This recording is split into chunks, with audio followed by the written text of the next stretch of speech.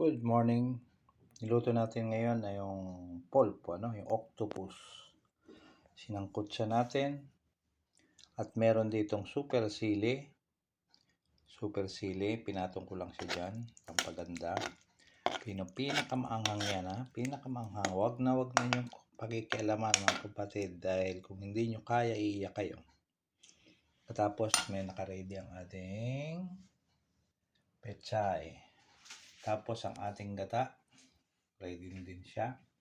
Saka yung panjoli, pandagdag natin ng gulay. At ngayon ay aalisin natin ang tanglad. Ito yung nagpapalasa. Pero aalisin natin siya para magandang tingnan.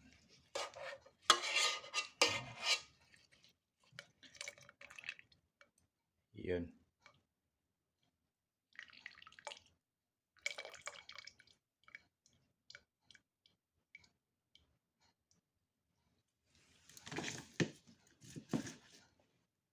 Nalis ko ng tanglad.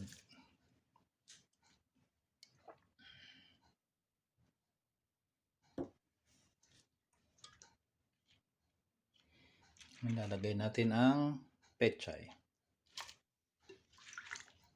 Yung kahapon ko pa yung binabad para hindi siya ma-overcook.